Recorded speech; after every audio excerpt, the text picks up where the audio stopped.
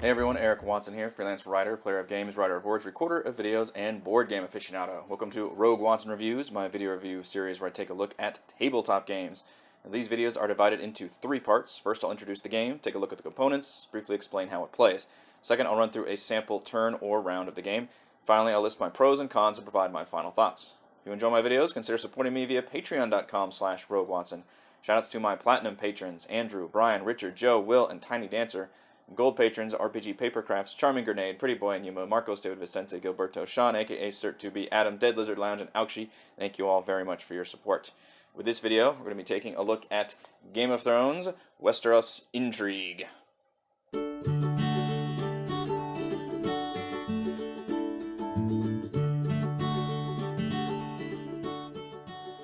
Westeros Intrigue is a small box card game for 2 to 6 players designed by renowned board game designer Reiner Knizia and published by Fantasy Flight Games in 2014. Now, like most Game of Thrones board games, it is a re-implementation of a previous game, in this case Knizia's stacking kids game Penguin, or more specifically the card game version Penguin Party, and then given a bunch of official character art from the HBO TV series. You may be thinking that every Game of Thrones game will feature complex political intrigue, warring armies, and general backstabbery. Not so much with Westeros Intrigue. This is a very, very simplistic card game, suitable only as filler that doesn't feature anything from the books or show, save for some character art. Let's take a look at what is inside the box. So inside the box, we get 24 penalty point tokens, 7 Iron Throne cards, and 36 character cards.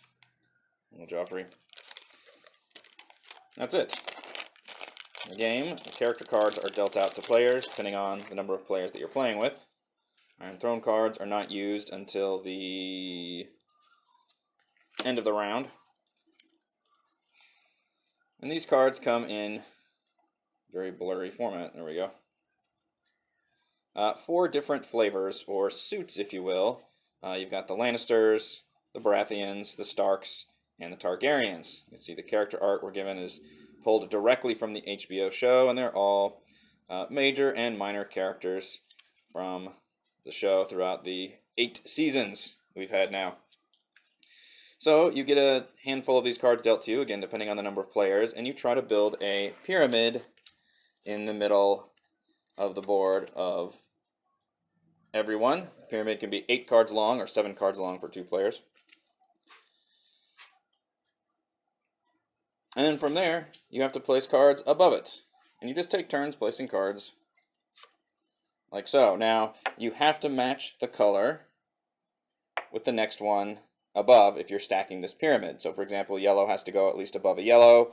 A black Targaryen card would have to go here. It could not go here, and so on. So if I only had a Lannister card right now, I would not be able to play it unless I could put it still on the side. Like that, and so on and so forth. Stark could go here, Targaryen could go up here, and that's basically how the entire game works. And the goal is to just get rid of the cards in your hand. So the basic rules are, you can either put them on the bottom or stack them up, but they have to match the color or suit. That's the entire game. At the end of the round, the person who played their last card legally gets to select an Iron Throne card, which has certain minuses on the card, which allows you to subtract points because the lowest score at the end of the game is going to win, whereas everybody who still has cards in their hand has to take a penalty point token, and then that is added to their score at the end of the game, and you play a certain amount of rounds depending on the number of players. Let's go into a specific sample of how it plays. Alright, so I've set up a 3-player game, but really all the setup involves is just dealing out the correct number of cards per player. So with 3 players, you're obviously going to get 12 cards apiece, which uses all of the cards. You determine a first player, and you just start playing on this, again, community pyramid in the middle of the board. So let's say that player 3 here goes first, and I'm really just going to start placing cards down, because that's pretty much all you do in this game. Just take order and playing cards. Now you could start putting them up if you wanted to early. Totally allowed. But right now, notice I cannot put a Stark above. There's no legal room, so I'd have to put this on the side. And you don't have to, I'm just picking the top card. You can pick whatever card you want to play. Let's say I want to get a lock on this Baratheon right there. I'm going to go there. Oops, as I shoved the camera around. And let's say we want the Hound to go here. And then this person can say, oh man, we need some more Targaryen over here. And this bottom row, again, can go up to 8 cards thick, which I can't quite fit on here. Let's say, ooh, Targaryens are good. Put a Targaryen up here. This is the entire game. You're just putting down these cards. And you can see here, the Game of Thrones theme really doesn't matter one bit. I'm not even looking at the character cards. I'm just matching the various colors together. And you just keep going until somebody can't play. And it can start getting a little interesting in terms of blocking people out and whatnot. But you can tell with more players, the strategy really falls apart because you're only going to have about 6 cards. You're going to go around so many times that you're at the mercy of just whatever cards you were dealt at the beginning of the game. Now I lost track of who I'm at. 1, 2, 3, 4, 5, 6. 1, 2, 3, 4, 5, 6, 7. Let's see, 1, 2, 3, 4, 5, 6, 7. We can go one more left or right. And this person says, oh crap, we need another Baratheon over here. Let's put The Onion Knight by Khal Drogo. And you just keep going along until nobody can play. And the person who plays their last card and everybody else has to pass because you've blocked them gets to choose an Iron Throne card, which then subtracts points at the end of their full game. So you definitely want to get these Iron Throne cards. You basically just want to win more rounds, obviously, and then however many cards you have in your hand at the end of the game, you would select one of these penalty point tokens. So for 3 players, we would play 3 total rounds until you run out, and then the lowest score wins. Very, very simple and easy to play. Let's go over my pros, cons, and final thoughts. Pro, as a small box card game, it is easy to teach. Anyone can play this game, and there is something to be said for simplistic filler card games that can be taught in minutes. There are far better filler games out there, but maybe for big Game of Thrones fans looking for something light and casual, it could work.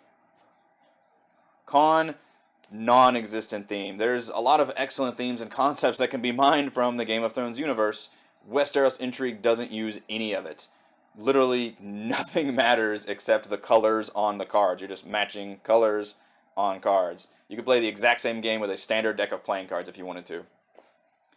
Con, this is basically a kid's game with a very adult theme. You're matching suits of cards in a stack, which is drawn from a kid's game, but you've got this very adult theme with the Game of Thrones universe, so it makes me wonder just who is this game for exactly?